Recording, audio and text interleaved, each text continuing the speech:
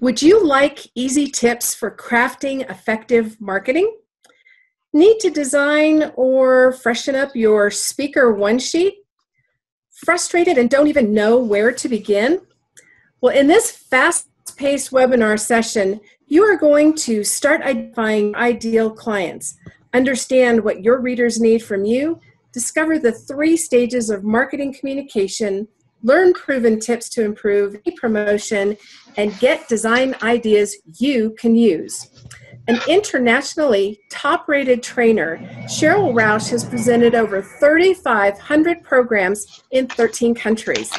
She's written 5 books on marketing communication, has owned 5 graphic design studios, and has received national and international design awards.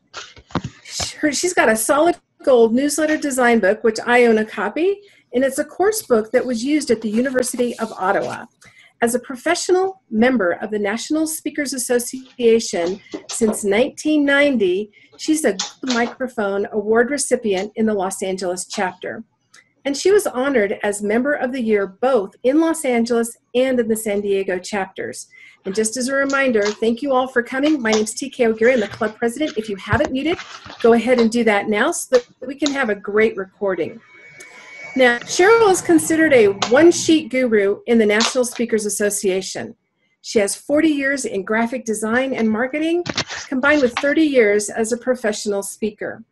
You can see why she's a top requested speaker on Speaker One Sheets, and she filmed the Solid Gold Speaker Marketing Materials DVD, for the National Speakers Association. Now in Toastmasters, she's been an active member for 30 years and holds the highest communication and leadership honors globally, including the Elite Accredited Speaker Credential. Only 75 people in the world, that's 145 countries that have Toastmasters, have earned this accredited speaker designation. Now, Cheryl's an honorary member and mentor of our club as we speak, and she's a 17-time published author, including our award-winning Part of a Toastmaster book. And we have a few authors on the webinar here. Now, this special session is Creating Your Speaker One Sheet. Let's welcome distinguished Toastmaster, past district governor, and accredited speaker, Cheryl Rausch. Yay! Thank you. Welcome to this very special webinar, Creating Your Speaker One Sheet. My intention for this is to give you valuable information that you can apply to everything in promoting yourself, whether you are a speaker, trainer, author, coach, consultant, or across the board. So you're going to find immediate application for these tips that you're going to be learning. I'll show what page of the handout that we're on, so whether you have the handout in front of you or not, that you will be able to find where we are. And Louise, if we could mute all, because I'm still hearing people using papers in the back, that would be great. So again, this is the first page of the handout, and especially for As We Speak Toastmasters Club, which is dedicated to people on the journey to earning the accredited speaker designation from Toastmasters International. On page 2 inside of the handout, we'll be coming back to this page a little bit later. This is an ideal type of bio sheet to include in your handouts, which enables people to read more about you and get credibility so that they have rapport with you. And it can also be used as a sales sheet for you. So we'll be coming back to this when we talk about layouts and designs.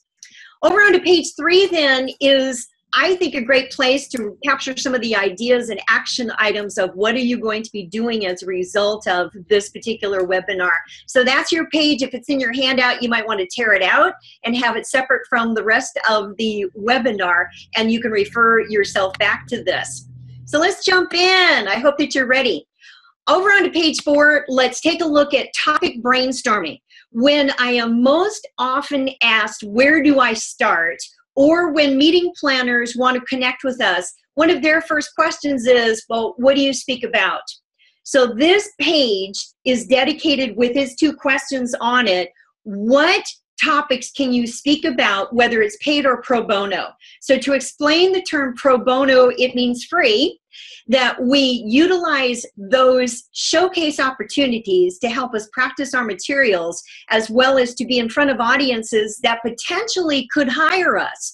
One of the questions that I'm often asked is, how can you leverage getting in front of more audiences? Well, it's by offering value to the audiences that are immediately in front of you. So this is a homework assignment. What can you speak on? What particular topics, whether they're paid or pro bono? The second question at the bottom of page 4 is, what are you knowledgeable, experienced, or what are you an expert in?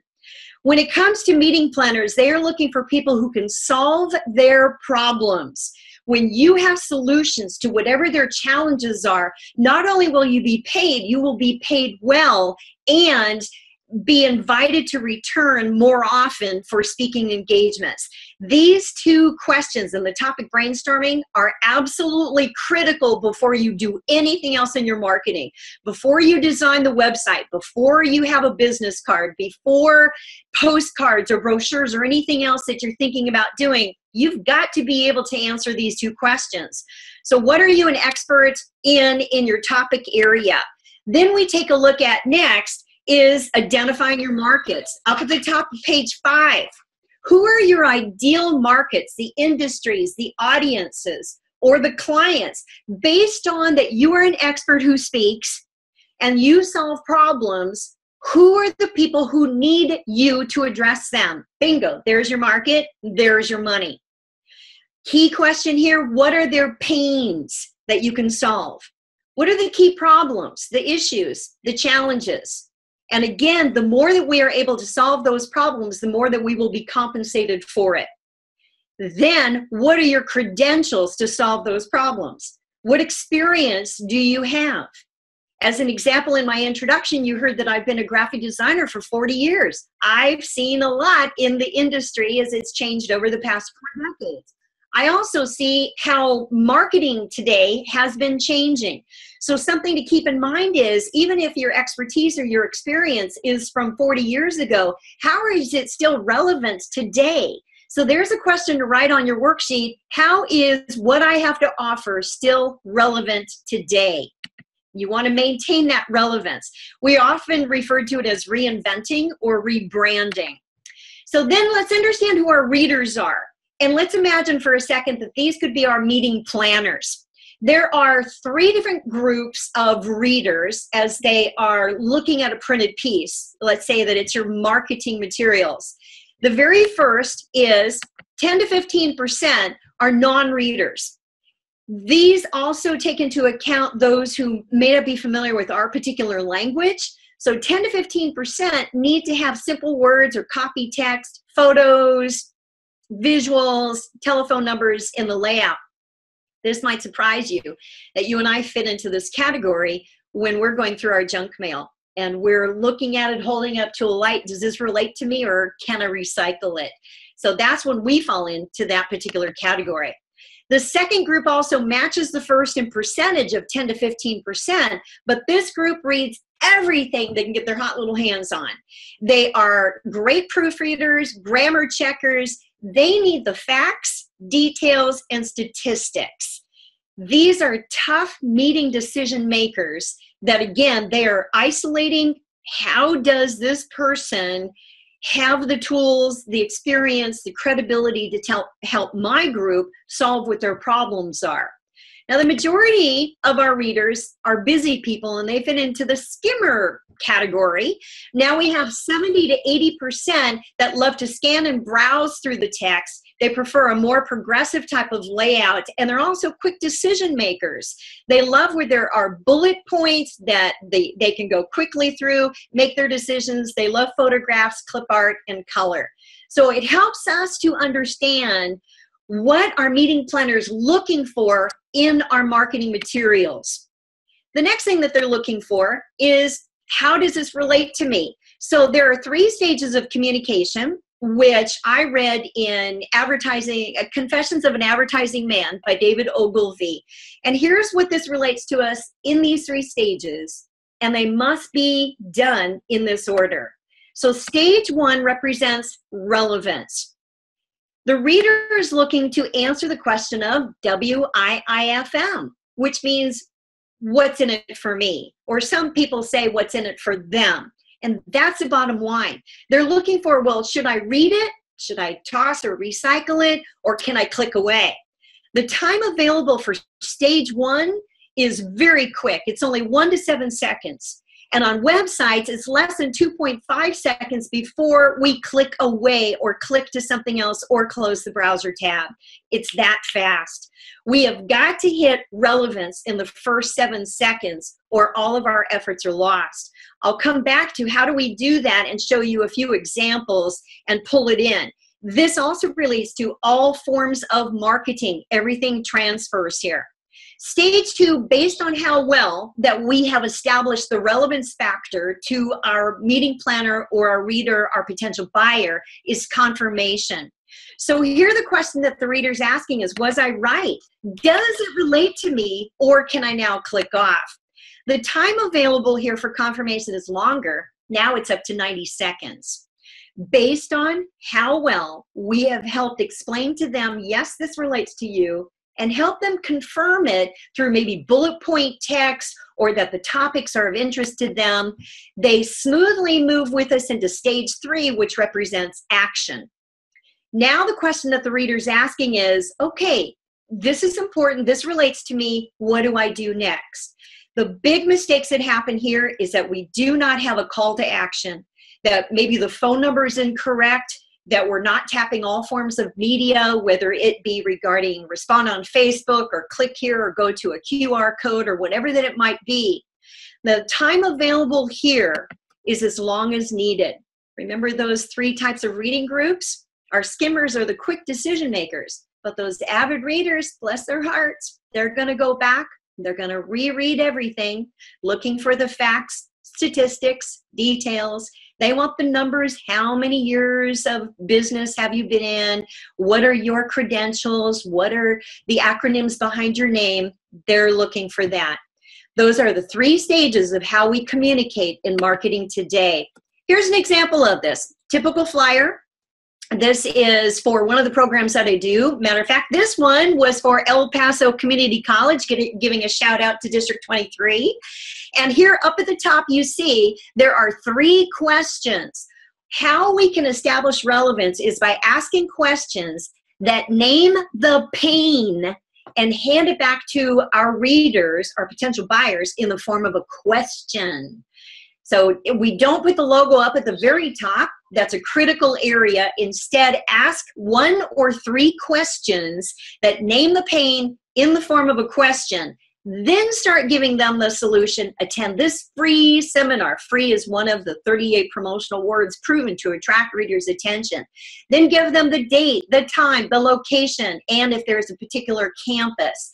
Then give some text on it. Now, remember those skimmers, they want bullet points. So in this interactive session, you will, and then have bullet points of what they will be learning. When you can, do handouts. People love the handouts because it adds value to their time as a takeaway. Whenever you can, have a good portrait photo of you looking like, yes, I want to work with you. Yes, I would want to go and hear that particular speaker. So the description here, the bio, now creates confirmation for those avid readers. The long body text readers need to have all the details. Skimmers, they've already decided, hey, it's free. Yes, I'm available. Oh, that's what they're going to cover. Good. How do I sign up? Then there's the final group then is going to go back through and read all of the fine print and see what else that this disclaimers might be. So free parking, free meals, anything along that way. So that's how we apply the 3 stages of communication into it. Skip over to page 5 for a second, or pardon me, page 6, and let's put this into layout. In this, I've included for you a sample layout template, both the front and the back. If you are just getting started, this is something that you can use. Regardless of what type of software program that you have on your computer, you can be using anything from Word, from a Word doc, Word doc X, PowerPoint, iPages. If you're in Mac, you can use Publisher. if you're in PC, it doesn't matter what type of application that you're using for your software.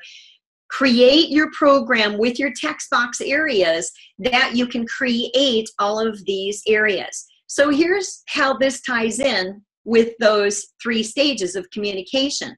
The banner headline could be the questions to establish the need to hire you. Other options for the questions might be actually name a problem or have a quotation that is in direct alignment with what it is that your topic is. For instance, we have authors on the webinar. It could be that you quote yourself of something from one of the pages in your book. A testimonial, especially if it's from someone who has maybe celebrity status or someone who's well known, or that it's an absolute fabulous testimony from someone that nobody's even heard of, but the testimony is so sound that it gives you credibility.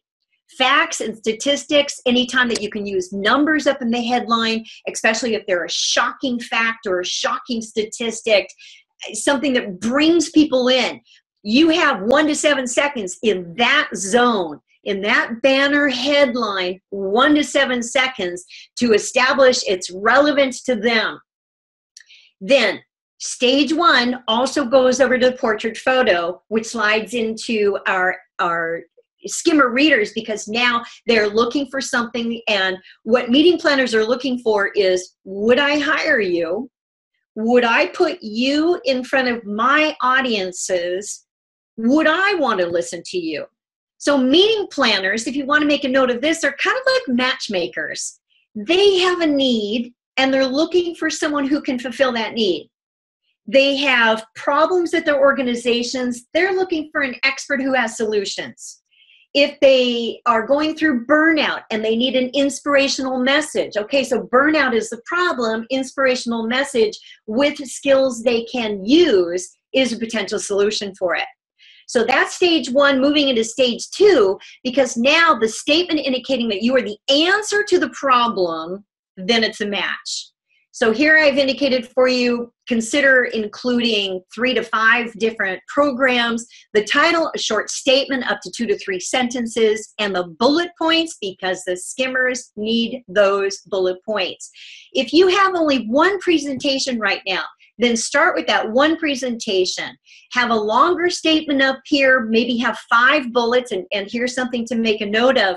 Marketing seems to work best when numbers are used in unusual numbers. So 3, 5, or 7 bullet points. And bullet points are never used singular, and the bullet points are never center aligned. They're always aligned left, or that's a dead giveaway of amateur's design. Now, also in stage 2, when the reader is looking for more confirmation, this is why your biography under your photo is going to be well placed. This particular type of grid, by the way, it looks like it's 2-column. It's actually a modified 3-column grid. In Publisher, you'll see over 1,600 different templates that you can be using. In Word, you can create this yourself. And in QuarkXpress, which is what I use as a graphic design program, then I'll create what my text block areas are. So it's a modified 3-column grid, actually known as the Scholar's Margin Grid. So a little bit of trivia. Bible scholars wanted to be able to cross-reference Old Testament, New Testament, and make their notes in the side margin. So thus it's called the Scholar's Margin Grid. Don't worry, that won't be on the final quiz. Okay, there's no final quiz. All right, so take a deep breath there. And you can pick and choose from any of these items that you can include in your biography, and that's going to be in paragraph form. I've included here the National Speakers Association membership. If you qualify, please do join the organization. We are an association of experts who speak primarily for our living. And you can check out at nsaspeaker.org and learn more information about that nonprofit organization. It's the next step to do after Toastmasters and after you have earned the accredited speaker designation from Toastmasters, then that would be something to check out there. Now, stage 3 is a call to action. So here's something that happens down here is that the telephone number is missing, or two numbers are transposed. So if you've ever done that yourself, then you know exactly what I'm talking about. Always double check to make sure that the phone numbers are correct. Have whatever type of contact information that you need to have there. One word of caution is you do not need to include your home address.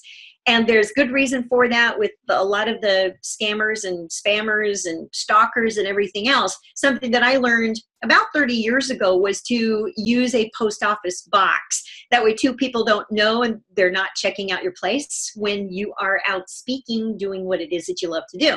So you don't need to include that. Consider a post office box, or that you can do everything pretty much virtually these days.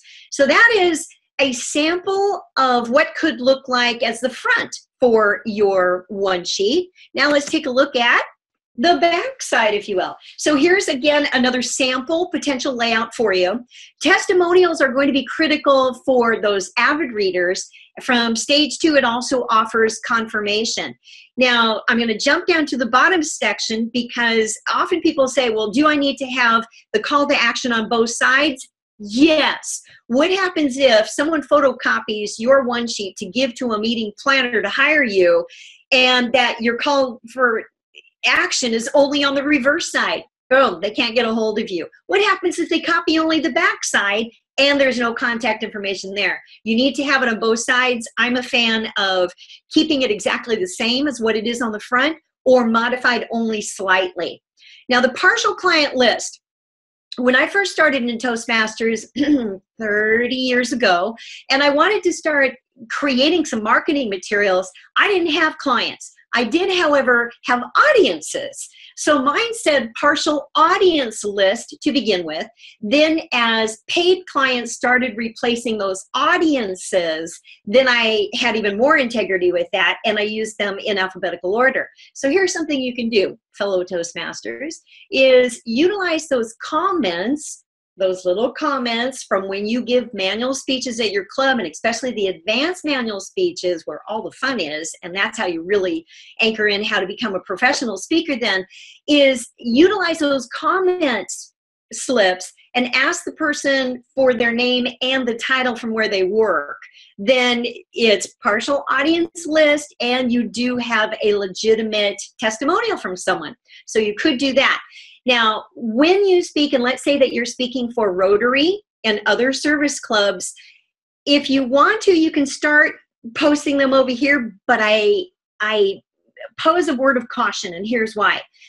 If meeting planners see that we will speak for free for 20 minutes, including to Optimist, Sir Optimist, Lions, Rotary, Kiwanis, we are pegged as a free speaker, and we are pegged as amateurs.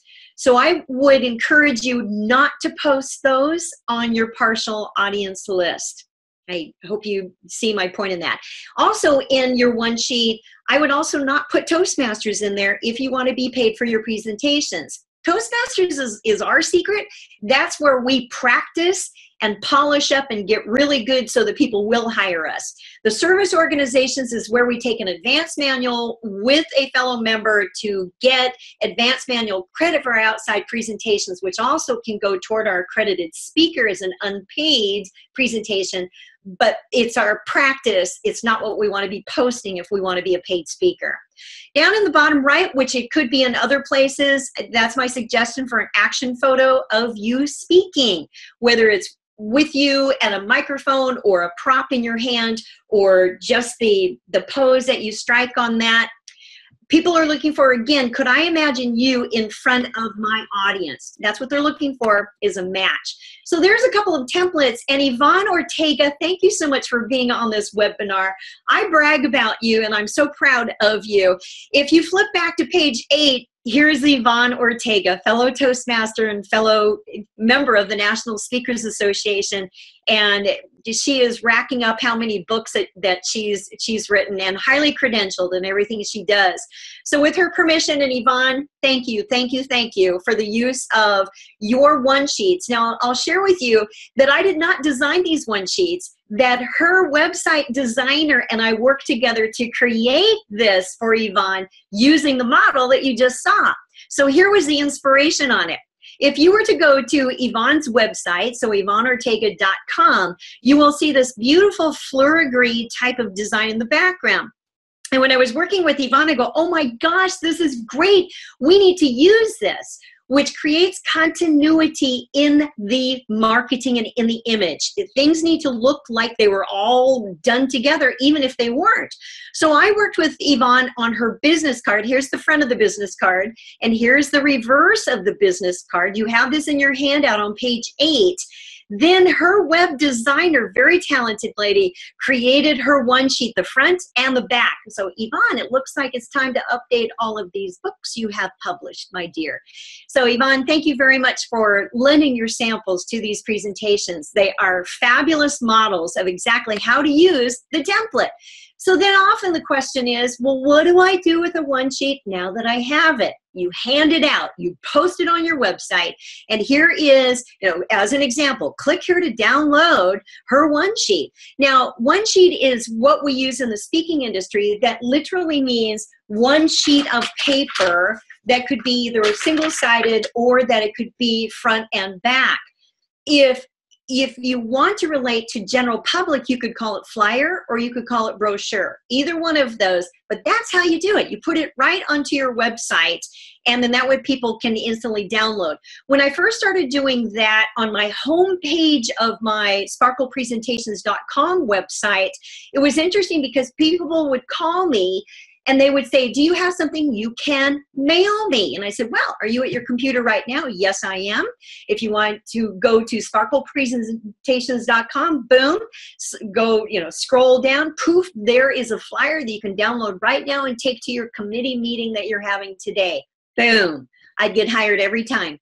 Make it easy to work with you. Make it easy for people to find your information. Make it easy to get hired. So Yvonne, thank you for this.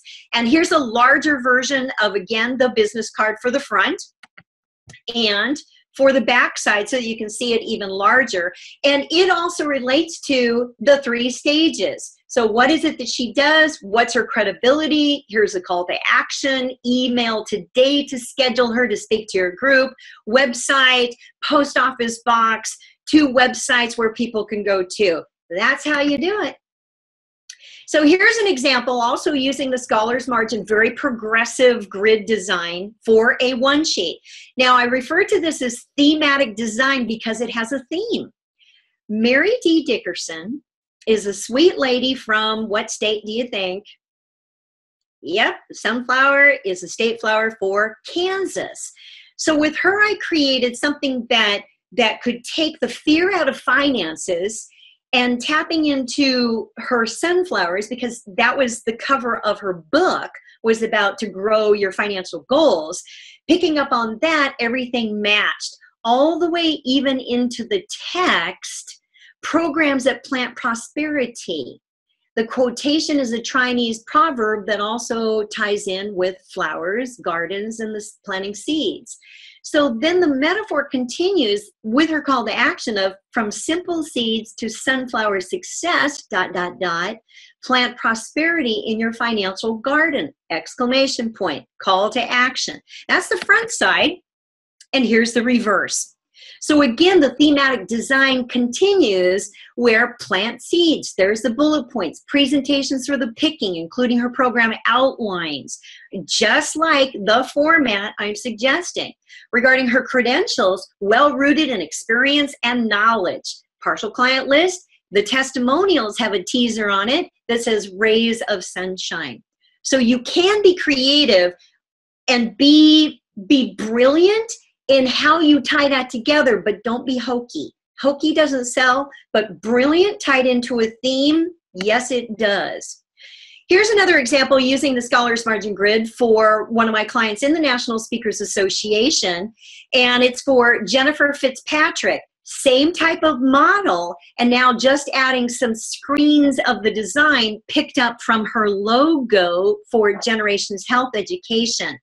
Here she has a lot of social and public media exposure, so then her exposure is placed down here with some of the logos that are included. We're seeing more designs going this direction where they do have logos that are included in them. This is one side of a two-sided one sheet, and the call to action is the same on both sides, by the way.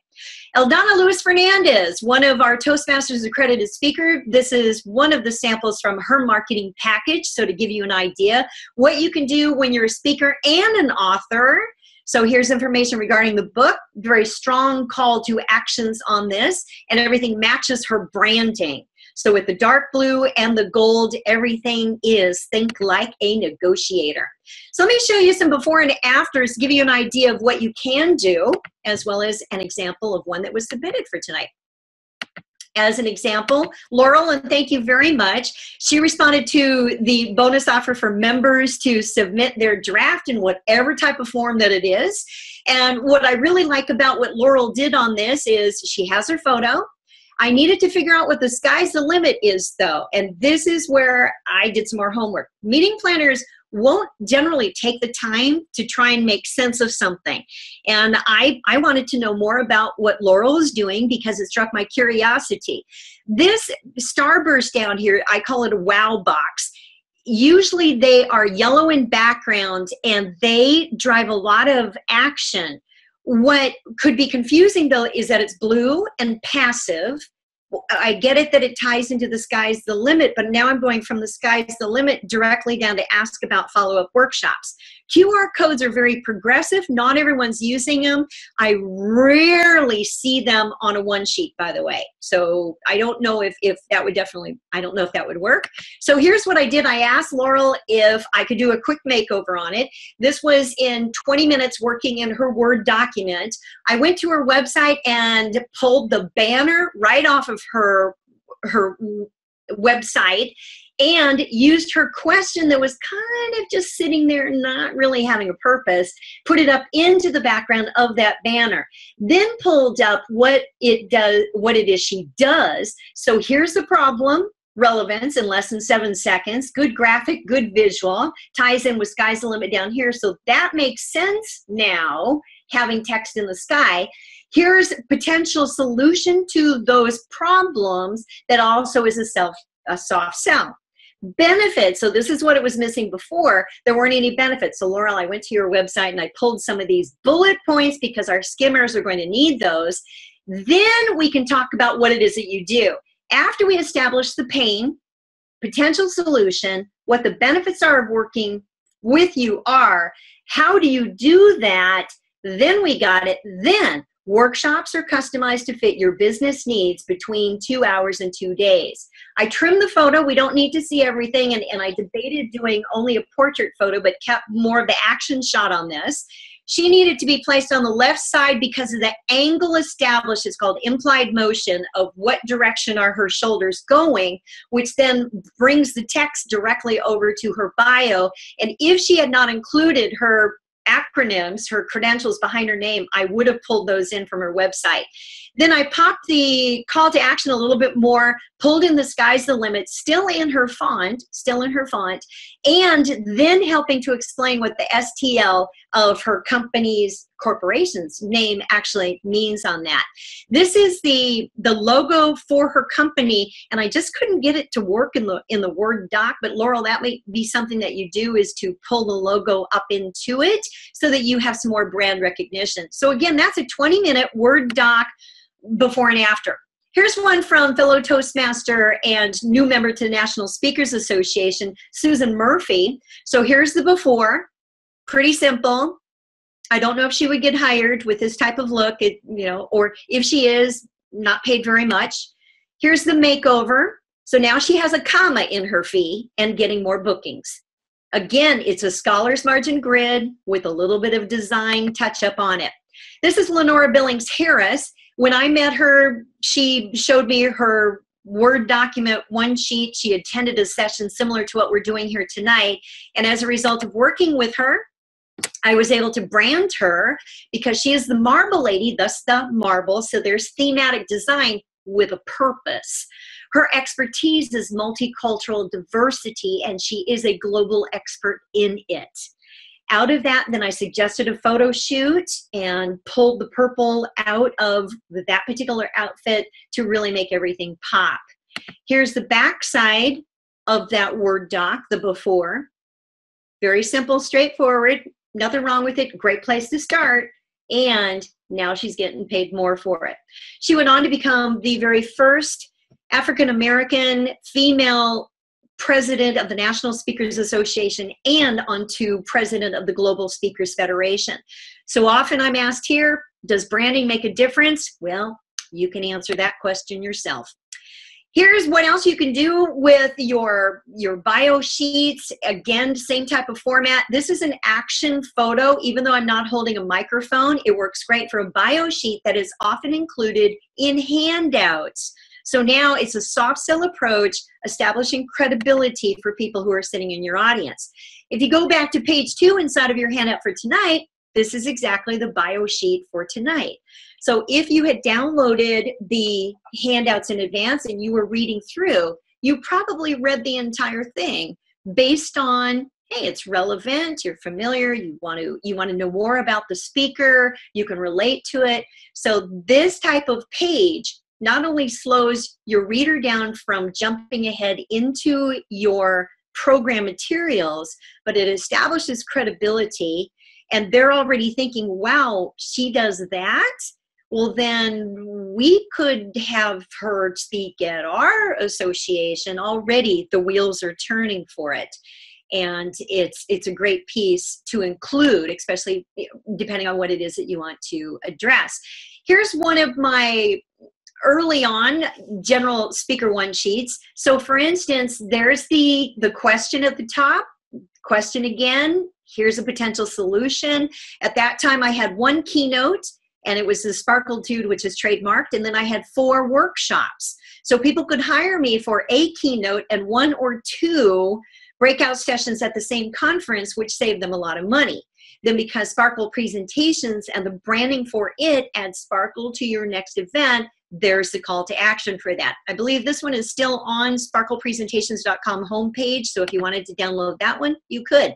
Here's another example of a 2-sided then one sheet that would go into the handout of my target audience. Now I'm going to show you another one in just a couple of seconds, because this one I minimized the color. This could have easily been photocopied by the meeting planner. It would have a title page on the front, then it would have a blank on the back of the title page, or it may have had other information that would be valuable to the attendees, but I would typically do that blank. Then this would be a 2-sided handout. Inside of the handout, then it would be followed by the actual program of what we were going to be discussing. It follows the format, and this is the Scholars Margin Grid.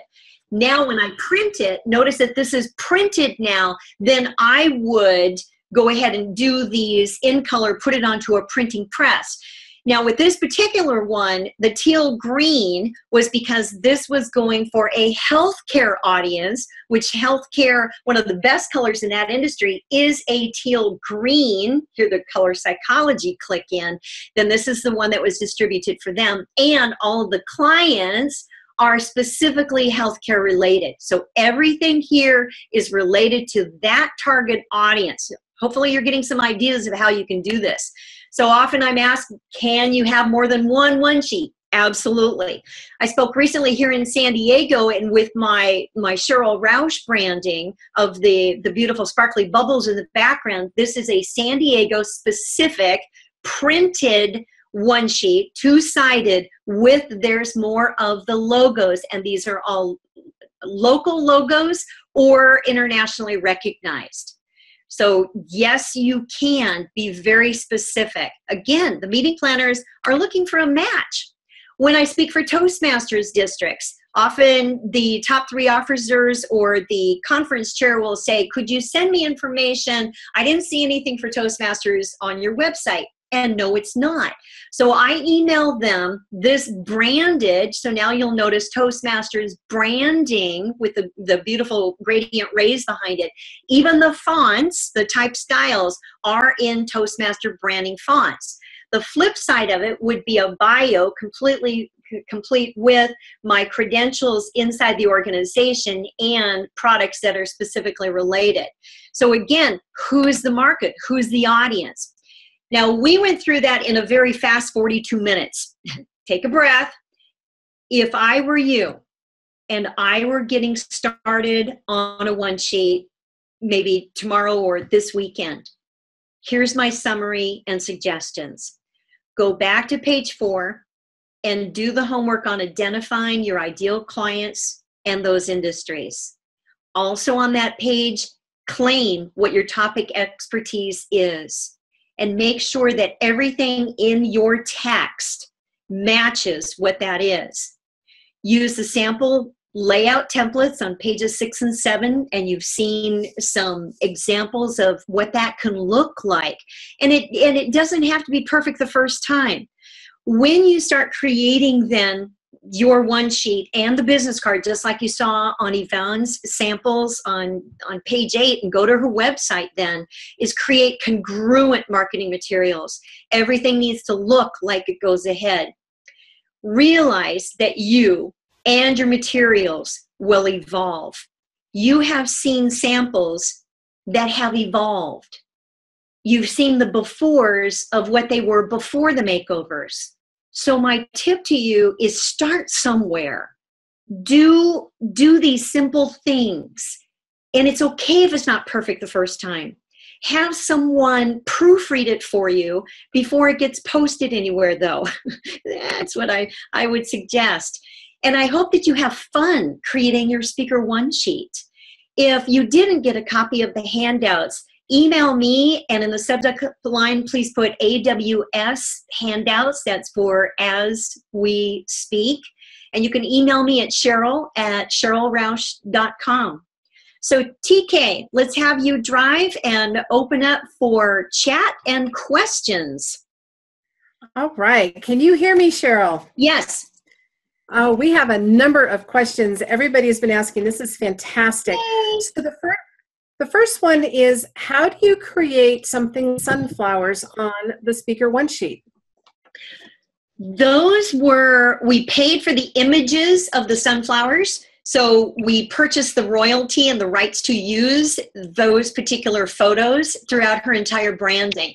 So that was used for her business card, letterhead, envelope, thank you cards, thank you card, envelope, website, based on the idea that she had used a sunflower on her book. We followed everything into the theme. But when you're going to use photos, make sure that you're paying for the rights to use them. Just because it's on the internet doesn't mean you can use it for free. Not necessarily. So check your source. Fantastic. Okay, we got a couple more that have to do with the copyright. Somebody asked, okay, about copyright considerations. When you're working with something like Toastmasters and an NSA, do you have to get their approval to use their material and, fonts and things of that nature? That could be a whole can of worms based on how the question started. Copyright, okay. trademark, all of that. For the Heart of a Toastmaster book and for the bookmarks that I did to go with the book, I worked directly with the trademark and legal department of Toastmasters International. If you have any questions regarding that, you can go to toastmasters.org into the member resource area and pull up what you need permission on and what you do not need permission for. Because in my particular case, the one sheet specifically for Toastmasters, that it was in-house, that it was speaking for districts, only for Toastmasters, then yes, I could use that, including the branding. Because, and matter of fact, and we want to, when we are doing things for Toastmasters, is to observe and utilize Toastmasters branding and not create our own stuff if it is under the Toastmasters umbrella. But let's not go any deeper on that particular question. Anything needs to go to trademarks at toastmasters.org. They're very clear about what you can do and what you cannot do. Okay, there's one that's similar but not exactly the same. On the one sheet where you've been seen on or in, do you need to get permission to use media logos? The suggestion is, yes, have the client sign off on it on your contract that you are being paid for that particular gig. Okay. That's the strongest consideration, and we talk about this at the National Speakers Association, and that's what we suggest. Yes. So in my contracts, then I do have permission to use their logo. Sometimes they say no. Usually they say yes because it's free marketing and exposure for them markets they might not otherwise tap. It's a win-win. Fantastic. All right, we have one that says, how do I know what font to use on my Speaker One sheet? Just in general. Thank you. There's a whole psychology behind both color and fonts and images. There's a lot there. If I were coaching you and I would ask you a few questions, what is your topic? What is your expertise? What are you speaking on? Because that, in my repertoire of 40 years of this, fonts are my friends. They have personalities. And there are certain fonts that lend themselves to particular things as opposed to others. So for instance, if I think of a humorist, I might use a font that looks like a cartoon kind of thing. But if I were a serious speaker, no way would I use a cartoon type of font. All righty. Should you use your Toastmaster credentials on a one sheet? I had suggested no, if you want to be paid. If you want to be paid, absolutely right. All right. How do you? This one's going to be a graphic expert's question. How do you distinguish brilliant from hokey? In the case with Mary D. Dickerson and the sunflower, it was done tactfully, but at all times in working on her materials, I put myself in check. It's like, okay, is this brilliant or is this bottom line hokey? And there were a couple of things that we didn't do that could have gone hokey. She is a CFP, a CPA. She's a chairman emeritus, on a major university financial board and all of that. It needed to be classy. And in her particular case, we also were up against compliance issues in the insurance industry. So we really had to keep in check everything that we were doing. If you're wondering if it's hokey, chances are you're already there. Otherwise, show it to 5 people that maybe don't know what you're doing. This is really good market research anyway, and watch them look at a printout of your one sheet, follow their eyes and see where they're going. If they don't settle on the text, there's too much graphic design that's going on, or that it's conflicting. Often I see with one sheets that there's photos on there that have nothing to do with the topic. You're not going to get hired for it. Oh, but I like it. Yeah, that's nice. You're not going to get hired. So again, it needs to have the balance. Is it professional? And if you're not sure, bounce it off other people. And if they go, I don't get it, then it's not working. Perfect. All right. If you're an author in a compilation book, can you put that book cover on your sheet with your own books, or what should you do? Yes, you can. And I think that that's a great idea to do. So if you're in a compilation, by all means, and you put contributing or published contributor in, or publishing author in, and you give that credit, and yes, then you put your own books there too. And you can decide which order that you want, or they could be all along the bottom or all along the left-hand side. I would say absolutely yes, do it. It's good marketing. Great. Okay, and I'm assuming you should get approval from the coordinator, or is that? I think it's always good to get permission or to let them know, and at the same time request. It's like, hey, I'm working on marketing for the book that I'm in that you have published, or that you were the editing author of. May I first of all have your permission to use it in this manner? Secondly, may I please have a high quality image of the front cover for these marketing pieces? I think they'll always say yes. I know when I'm asked that for any of my anthologies, the answer is always yes, and thank you. Let me know how it goes. It's a win-win. Oh, fantastic. All right, we've got one who says these one sheets have a lot of information. I'm told today's audience doesn't have the patience to read these. Possible to use icons to cut down the words? Ooh, I'd be careful with icons.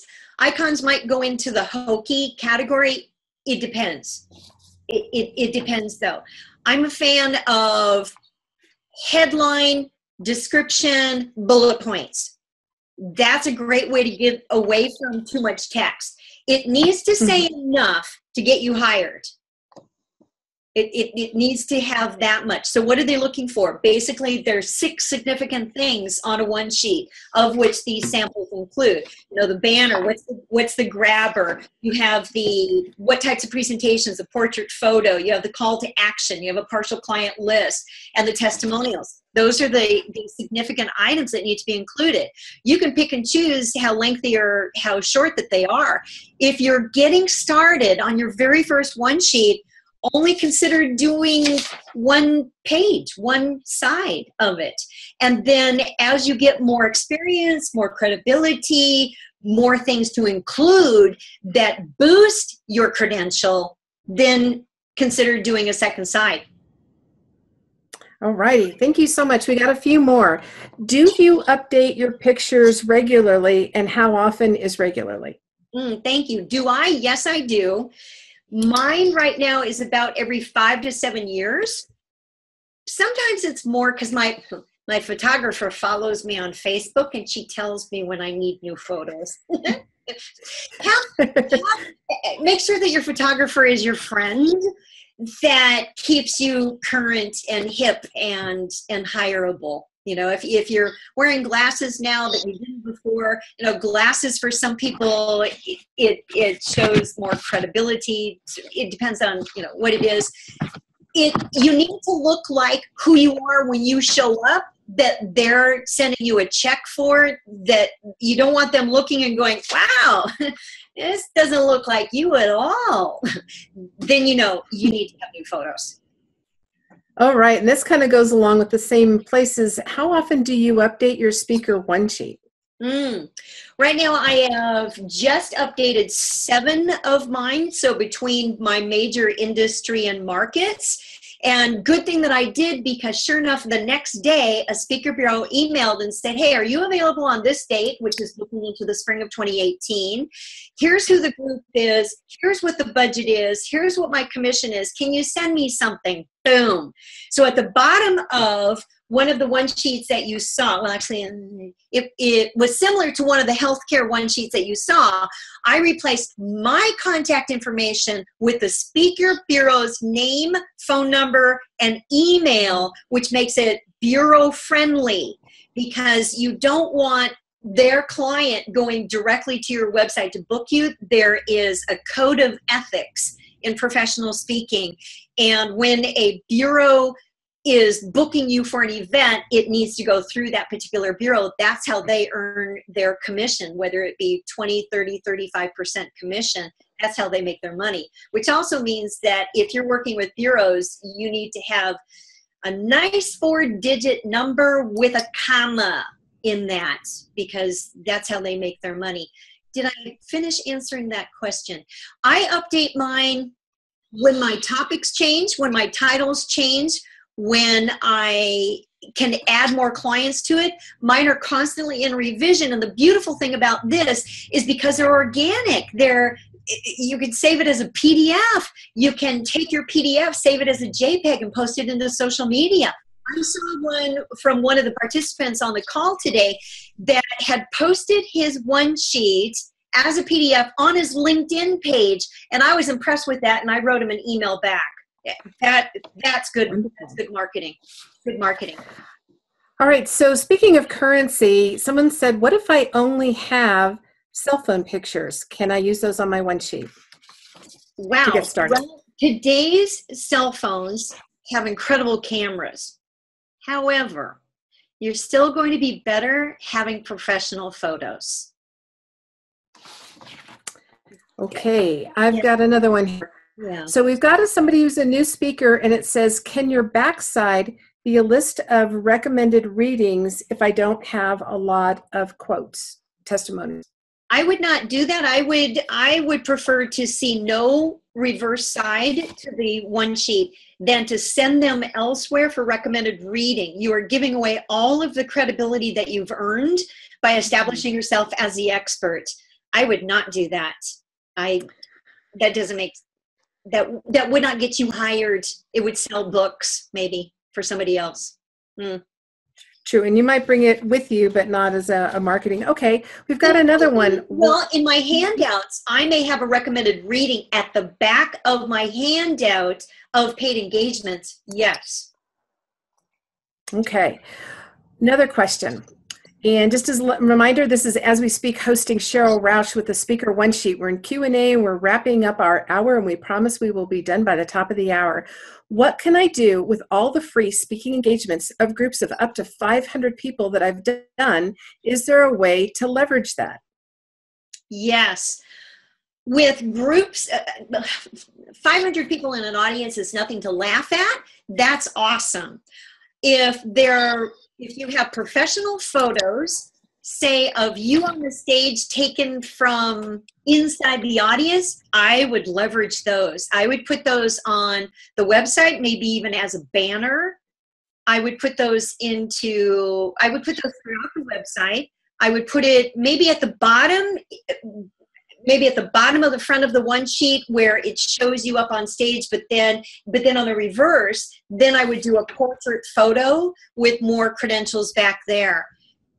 If you're speaking at that size of audience, then you are commanding that you are pretty well established and you have a lot of credibility working for you. You probably ought to also be getting video testimonials from participants after your presentation that can also be posted on your site. There's a whole nother scheme to leveraging. Tonight, this webinar focuses on the one sheet. And even though we added, a little bit of flyer and a little bit of business card, everything needs to be congruent. So the tip is, it doesn't matter so much what you do, in that you do it most consistently. So going back to the photos of having professional photos taken with your photographer, is to be consistent in your social media. And we have social media experts that are on this webinar that they're probably nodding their head. So whatever photo it is that you have, that you are consistent throughout your marketing, so people get it, that, oh, that's you. It creates an association. That's why too, on the front of the handout, that you see the same photo there that is used in the social media. That's why. All right, fantastic. We have one question left, and before I ask the question, I'm going to tell you this is going to be our last question. 2 people asked it. We'll be at the top of our hour, and I just want to thank everybody. It was As We Speak hosting this. Cheryl, thank you so much for being with us, and we will forward any comments anybody gives us to talk about how wonderful you were today, because you have just been packed with knowledge. The last question, 2 people. You mentioned it on the slide. Is it really good to have a photo on your business card? And we'll go ahead and let you finish answering the question, stop recording, and then we're going to go ahead and finish our meeting. Should I have a photo on my business card? Do you want to get hired? The answer is yes. It could be that you have a portrait photo on the front and that you have an action photo on the reverse. It could be that you only have one photo. But people want to know, who am I going to be putting in front of my audience? And that way, too, when you show up, they know who you are already. It creates free association. It creates a hook of that, yes, you're the person.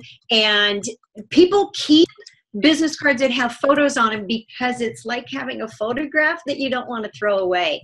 So I'm a firm believer in always having your photo on your business card. So it's been my privilege to support you tonight in creating your Speaker One Sheets. And wherever you start, just start. And may you bring out your brilliance and get yourself hired. It's been my privilege to serve you.